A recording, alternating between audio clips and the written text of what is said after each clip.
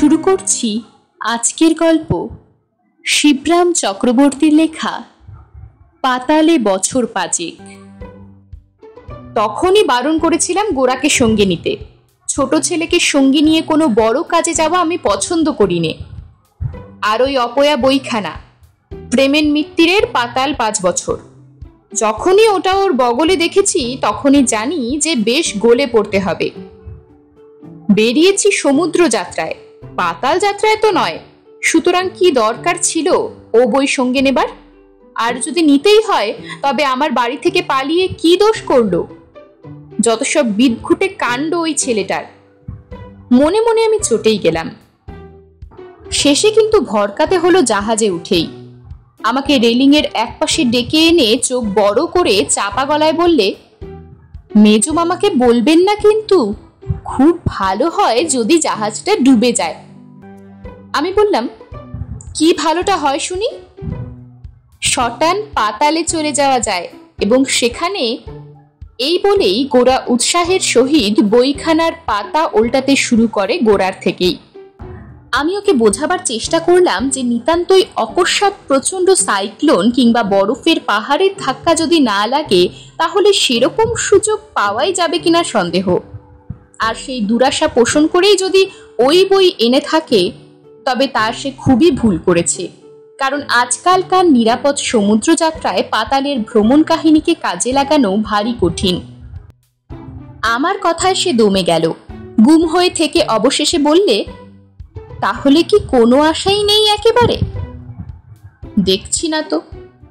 নিস্পৃহ কণ্ঠে আমি জবাব দিই, তাছাড়া তুমি ব্যতীত জাহাজের এতগুলি প্রাণীর মধ্যে কারোর ভুল করেও পাতালে যাবার শখ আছে বলেও আমার মনে হয় না। বলেন কি? গোরা যেন আকাশ থেকে পড়ল। তা কখনো হয়? আপনিও কি যেতে চান না পাতালে? আমি প্রবল বেগে ঘাড় নাড়লাম। পাতাল দূরে থাক, হাসপাতালেও না। মুখ ফাঁক করলাম আমার। কেউ কি মরতে যায় ওসব জায়গায়? আপনি মিথ্যা বলছেন। গোরা অবিশ্বাসের হাসি হাসল। পাতালে যাবার ইচ্ছা আবার হয় না মানুষের? আমার হয় না, আমাকে জানো না তুমি। আমি জানালাম, আমার পাতালে যাবার ইচ্ছে হয় না, মোটরে চাপা পড়বারও ইচ্ছা হয় না, রেলে কাটা যাবারও ইচ্ছে করে না। আমি যেন কিরকম। আমি সঙ্গে থাকবো, ভয় কি আপনার? ও আমাকে উৎসাহ দেয়। মেজো মামাকে দেখে আসি, আপনি ততক্ষণ পড়ুন বইখানা। বইটা হাতে নিয়ে ভাবলাম, এটাকে এখনই আমাদের আগেই পাতালে পাঠিয়ে দিলে কেমন হয়? সিঙ্গাপুরে যাচ্ছি, সিঙ্গা ফুকতে তো যাচ্ছি নে। আকাশ পাতালের বৃত্তান্ত আমার কি কাজে লাগবে? তারপর কিছুক্ষণ ইতস্তত করে বইটা পড়তে শুরু করি শেষের দিক থেকে। গোড়ার দিক থেকে পড়বে না বলেই শেষের দিকটাই ধরি আগে।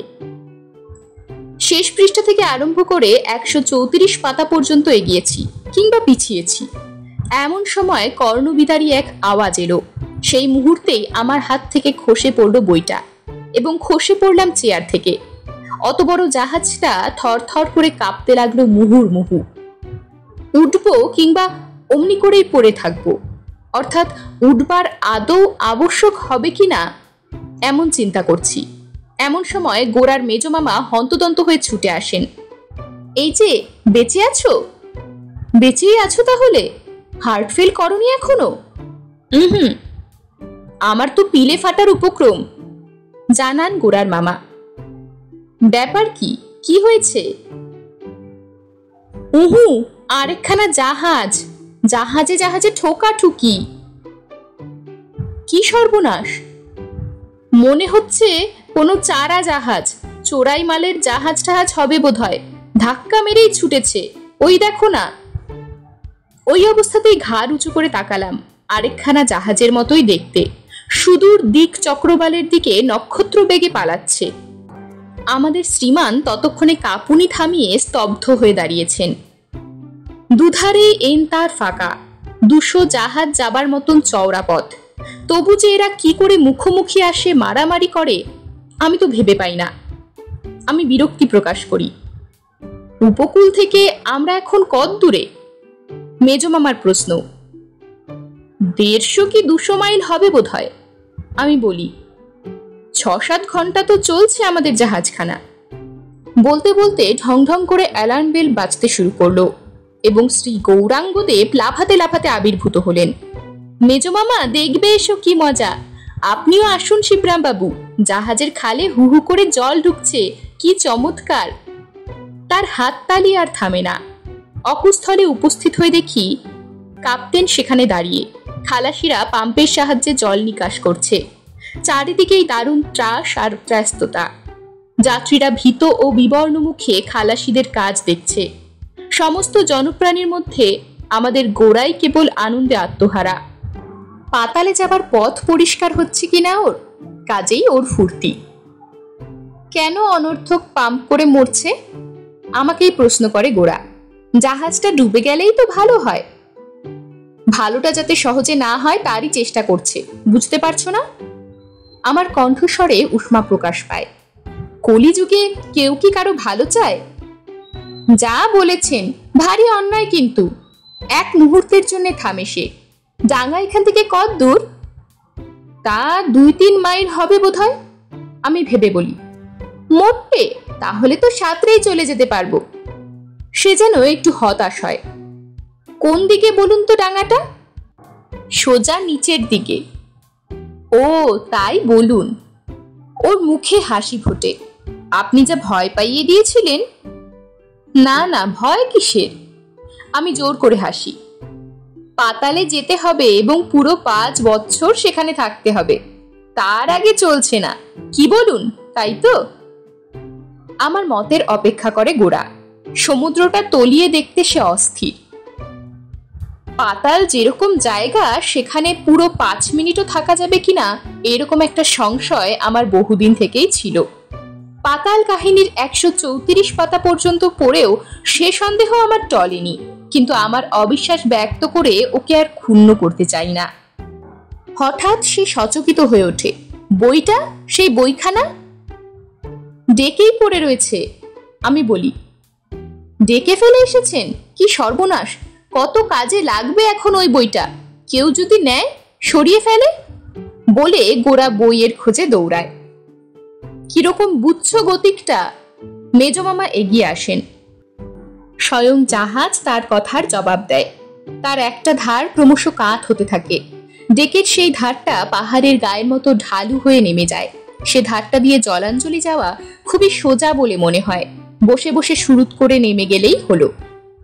অ্যালার্ম বেল আরো জোরে জোরে বাজতে থাকে। ক্যাপ্টেন লাইফ বোটগুলোকে নামাবার হুকুম দেন। জাহাজ পরিত্যাগের জন্য যাত্রীদের প্রস্তুত হতে বলেন। লাইফ বোট নামাবার জন্য তেমন হাঙ্গামা পোহাতে হলো না। জাহাজ তো কাত হয়েই ছিল।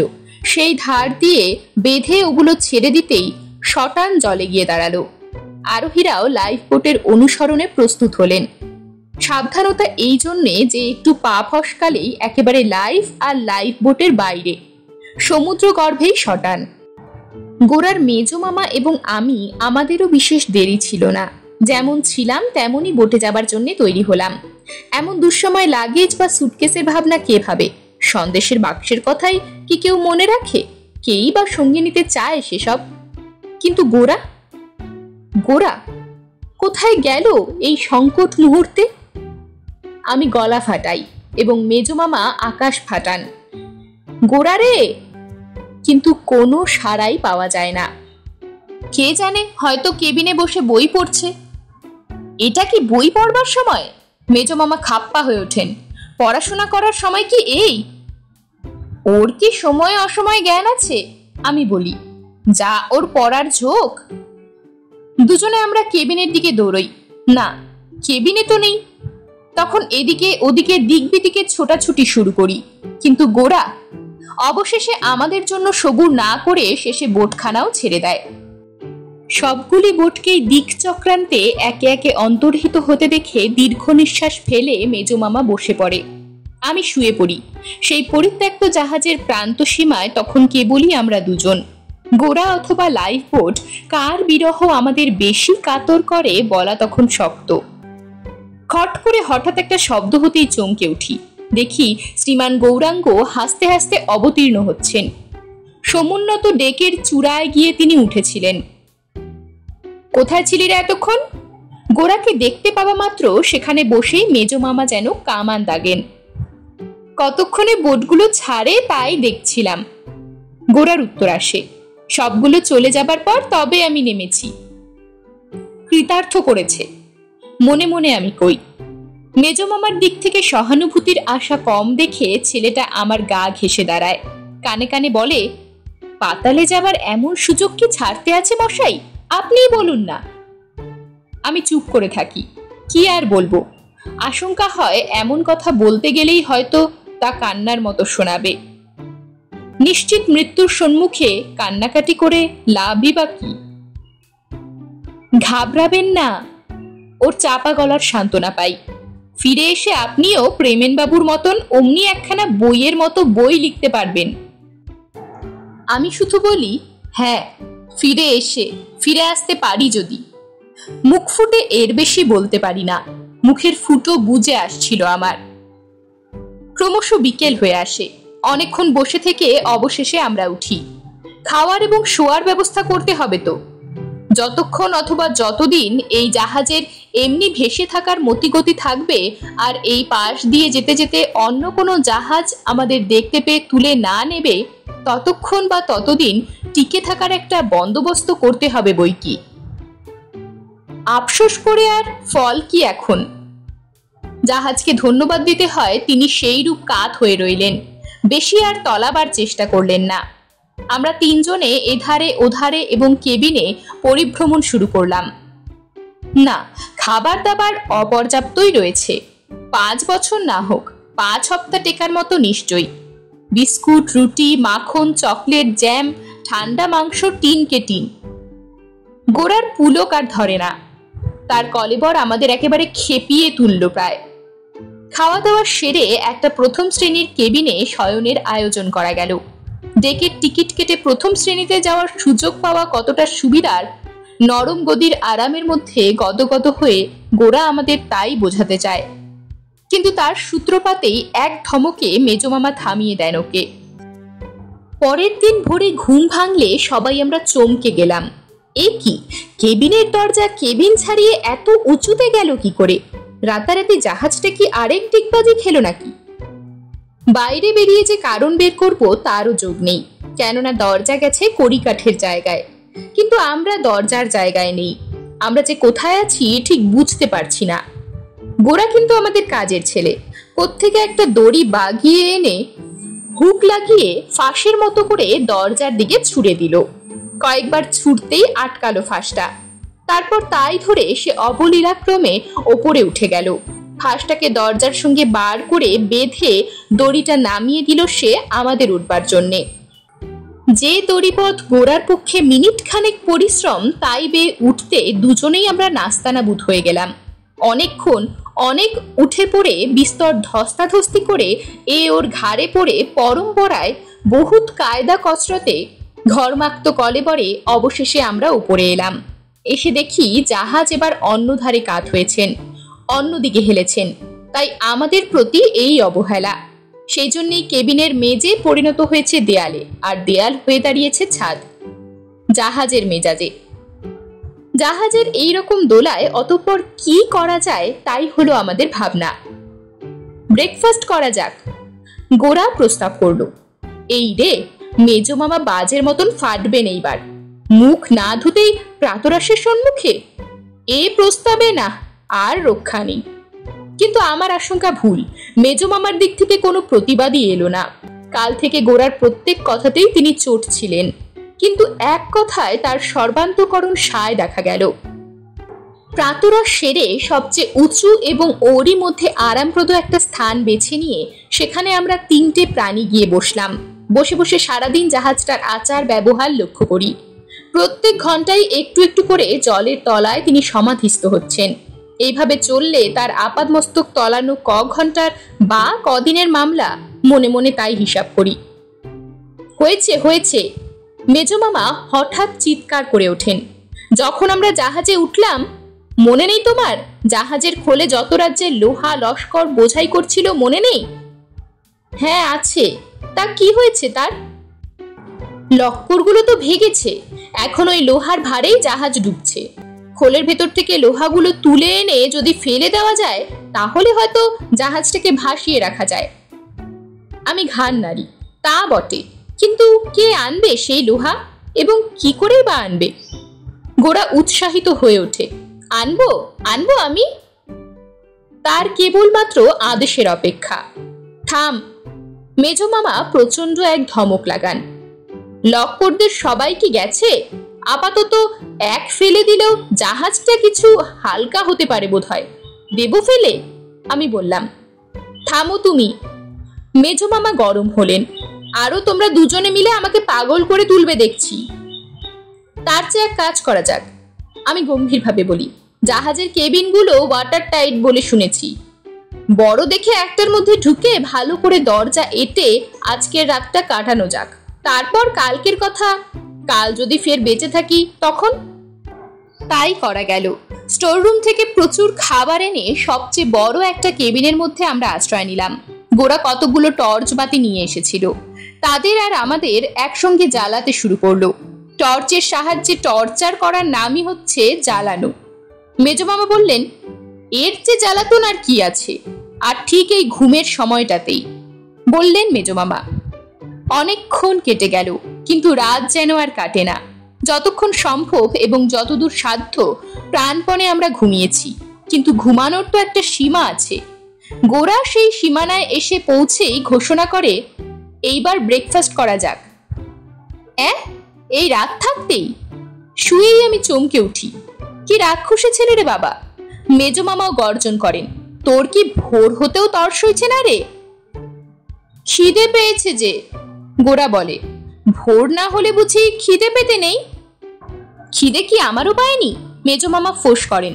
কিন্তু তা বলে কি রাত থাকতেই ব্রেকফাস্ট? এরকম বেয়াক্কেলে কথা কেউ শুনেছে কখনো কারোর বাপের জন্মে? ভদ্রলোকে শুনলে বলবে কি?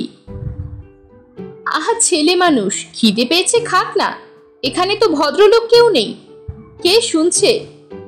বিস্কুটের টিনটা গোড়ার দিকে আগিয়ে দিই। বারে, আমি বুঝি বাদ? মেজো মামা আমার দিকে হাত বাড়ান। ছেলে মানুষ বলে কি ও মাথা কিনেছে নাকি? ছেলে মানুষ না হলে খিদে পেতে নেই নাকি? মেজো মামাকেও একটা টিন দিতে হয়, এবং নিজেও আমি একটা টিন শেষ করি। তারপর আবার ঘুম, তারপর আবার অনেকক্ষণ কাটে, আবার ঘুম ভাঙে, আবার খাবার পালা। এইভাবে বারবার 3 বার ব্রেকফাস্টের দাবি মিটিয়েও সকালের মুখ দেখা যায় না। 12টা বিস্কুটের টিন ফুরোয়, কিন্তু 12 ঘন্টার রাত আর ফুরোয় না। তখন বিচলিত হতে হয় সত্যি। গোরা, জ্বালা তো টর্চটা একবার, কি ব্যাপার দেখা যাক। টর্চের আলো ফেলে কেবিনের পোর্ট হোলের ভেতর দিয়ে যা দেখি তাতে চোখ কপালে উঠে যায়। জল, কেবল সমুদ্রের কালো জল, তাছাড়া আর কিছুই চোখে পড়ে না। সর্বনাশ হয়েছে, মেজো মামা কন। আমরা জলের তলায় ডুবে গেছি। আমাদের জাহাজ ডুবে গেছে কখন?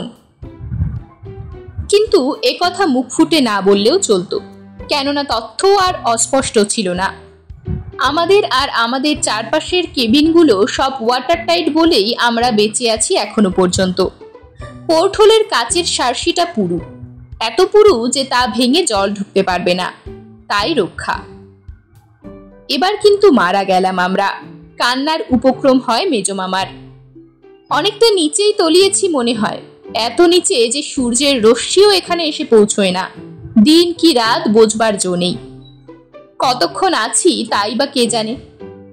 মেজো মামার দীর্ঘ নিঃশ্বাস পড়ে। ব্রেকফাস্টের সংখ্যা ধরে হিসেব করলে মনে হয় এক রাত কেটে গিয়ে গোটা দিনটা কাটিয়ে এখন আমরা আরেক রাতে এসে পৌঁছেছি। তবে তবে আর কি হবে? মেজো মামার হতাশার স্বর শুনে দুঃখ হলো। তারপরে নিজেই তিনি নিজের প্রশ্নের উত্তর দিলেন, তবে আর কি হবে? দাও আমার রুটি মাখনের বাক্সটা, সাবার করে ফেলা যাক তাহলে। মুখ থেকে কথা খুঁজতে না খুঁজতেই গোরা মাতুল আজ্ঞা পালন করে। এসব দিকে ওর খুব তৎপরতা। এইভাবে কতদিন এখানে কাটাতে হবে কে জানে, হয়তোবা যাবজ্জীবনী। পাউরুটির পেছনে মুখের কথা অস্পষ্ট হয়ে আসে মেজো মামার।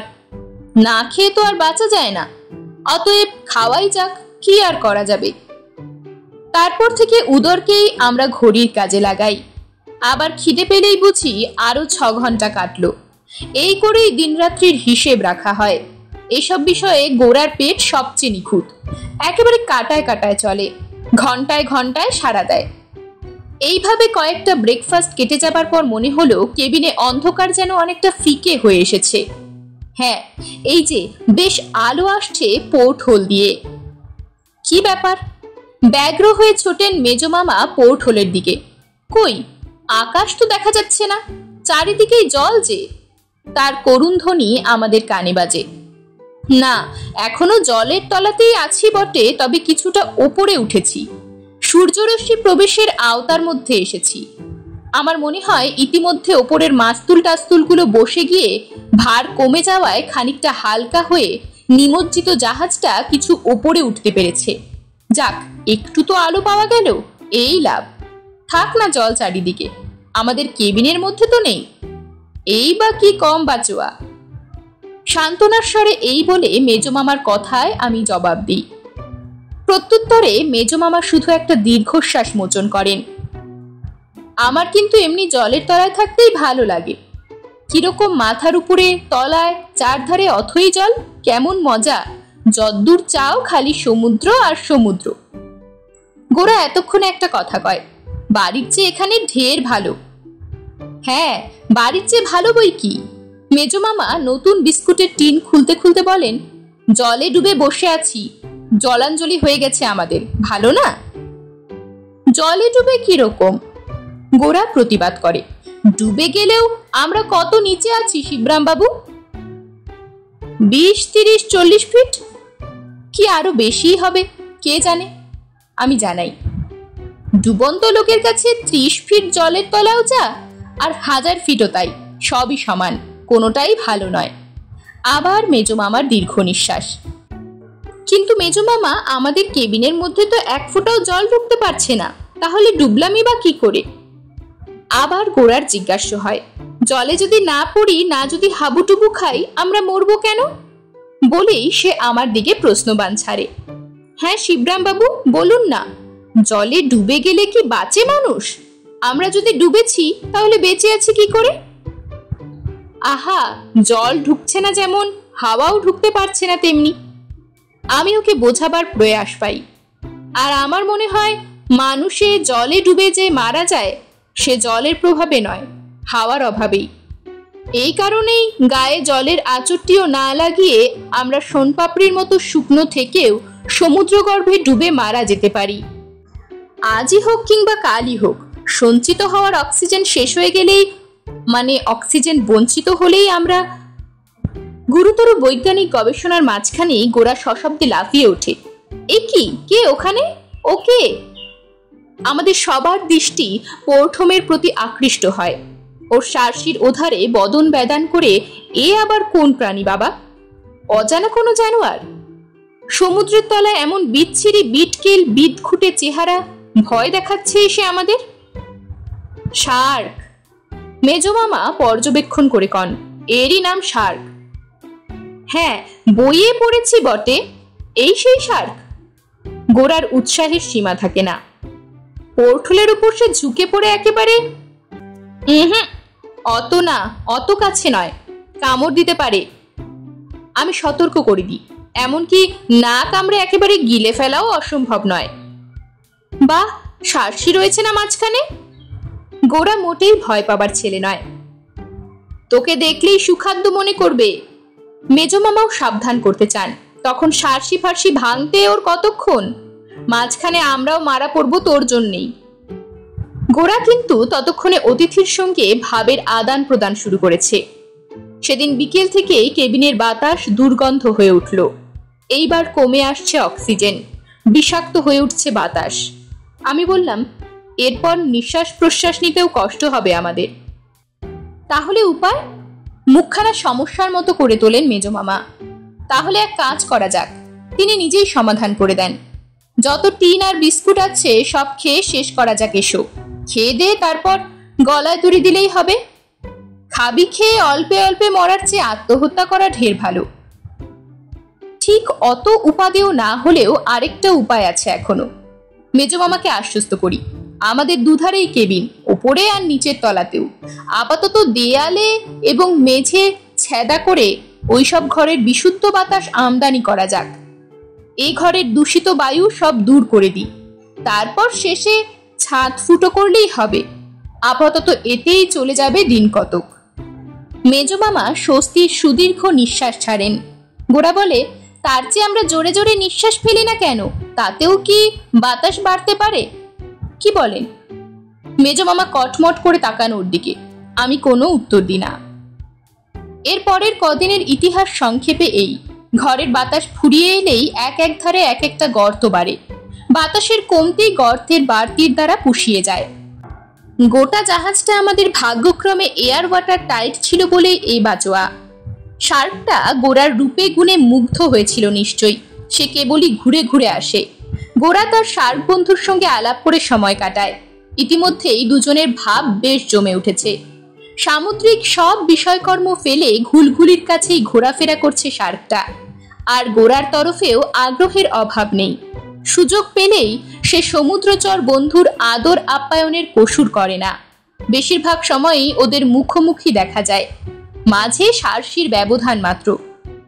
কোন দুর্বোধ্য ভাষায় যে ওরা আলোচনা করে তা ওরাই জানে কেবল। মেজো মামা একটার পর একটা বিস্কুটের বাক্স উজাড় করে চলেন, আর কারো হস্তক্ষেপ করার জো নেই ওদিকে। মেজো মামার প্রসাদ পায় গোরা, আর কখনো সখনো নিজের প্রসাদের দু এক টুকরো আমাকে দেয়। আমি হাঁ করেই থাকি। উঠে কি হাত বাড়িয়ে খাবার কষ্ট স্বীকার করার ক্ষমতাও যেন নেই আমার। গোরার ভুলবশত কচ্চিৎ কখনো এক আধখানা যা গোফের তলায় এসে পড়ে, তাতেই আমার জীবিকা নির্বাহ হয়ে যায়। শুয়ে শুয়ে প্রেমেনের বইখানা পড়ি, দুবার পড়ে ফেলেছি। এর মধ্যেই একবার শেষ থেকে গোরার দিকে, আরেকবার গোরা থেকে শেষের দিকে, এবার মাঝখান থেকে দুদিকে পড়তে শুরু করেছি। কদিন এইভাবে কাটে জানি না। খাওয়া আর শোয়া ছাড়া তো কাজ নেই। শুয়ে পড়া, শুয়ে শুয়ে পড়া। এমনি করে একদিন যখন বইটার দিক বিদিক পড়েছি, এমন সময় অকস্মাৎ সমুদ্রতল যেন তোলপাড় হয়ে উঠল। আমাদের কেবিন কাঁপতে লাগলো। একটা গমগমে আওয়াজ শুনতে পেলাম। সন্ত্রস্ত হয়ে উঠে বসলাম আমরা। কি ব্যাপার? প্রশ্নের পর মুহূর্তেই পোর্টহোলের ফাঁক দিয়ে সূর্যের উজ্জ্বল আলো আমাদের কেবিনের মধ্যে ঢুকলো। এ কি? এই আকস্মিক দুর্ঘটনায় সবাই আমরা চমকে গেলাম। আকাশ, আকাশ! মেজো মামা চিৎকার করে আকাশ ফাটান। তাই তো, আকাশই তো বটে। ঘুলঘুলির ফাঁক দিয়ে দেখি রৌদ্রকরোজ্জ্বল সুনীল আকাশ, নীলাভ শূন্যের তলায় দিগন্ত বিস্তার সমুদ্রের নীল জল। আবার যে এইসব নীলিমার সাক্ষাৎ পাবো এমন আশঙ্কা করিনি। ভেসে উঠেছি আমরা, ভাসছি আবার। কিন্তু ভেসে উঠলাম কি করে? মেজো মামা হঠাৎ কঠোরভাবে চিন্তা করেন। অনেক ভেবে চিনতে বলেন, হয়েছে, ঠিক হয়েছে। জাহাজের খোলটা গেছে খসে, সঙ্গে যত লোহা লক্কর ছিল সব গেছে জলের তলায়। তার জন্যই ওই বিচ্ছিরি আওয়াজটা হলো তখন। বুঝেছিস গোরা? গোরা ততক্ষণে কেবিনের দরজা খুলে বাইরে গিয়ে দাঁড়িয়েছে। আরো আর্তনাদ শোনা যায় সঙ্গে সঙ্গেই। জাহাজ, মেজো মামা, জাহাজ এদিক দিয়ে যাচ্ছে, দেখো।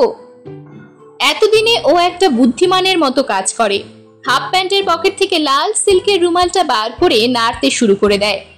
আমি ওটা ওকে একদিন উপহার দিয়েছিলাম ওর জন্মদিনে। আমাদের নব জন্মদিনে সেটা এখন কাজে লাগে।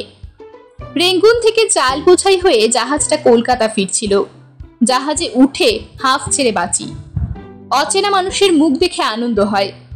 ক্যালেন্ডারের তারিখ মিলিয়ে জানা যায় পুরো ৫-৫টা দিন আমরা জলের তলায় ছিলাম। যা হোক, পাতালবাস হলো মামা। মেজো মামা ঘাড় নাড়লেন। ৫ দিন তো না, ৫ বছর। পাতালে তো একদিন কাটলো, এখন হাসপাতালে কদিন কাটে কে জানে। আমি বলি, যা বিস্কুট পেটে গেছে এই কদিনে, শুকনো বিস্কুট চিবুতে হয়েছে দিনরাত। গোরা বলে, বারে, বিস্কুট বুঝি খারাপ? ও তো খুবই ভালো জিনিস। বিস্কুট খেতে পেলে ভাত আবার খায় না কি মানুষ? গোরার মামা গুম হয়ে থাকেন। তার ভোট যে বিস্কুট আর গোরার পক্ষেই, সেটা বেশ বোঝা যায়। এরকমই আরো সব গল্প পেতে চ্যানেলটিকে সাবস্ক্রাইব করে দেবেন। আর গল্পটি যদি ভালো লেগে থাকে তাহলে লাইক, শেয়ার আর কমেন্ট করে দেবেন।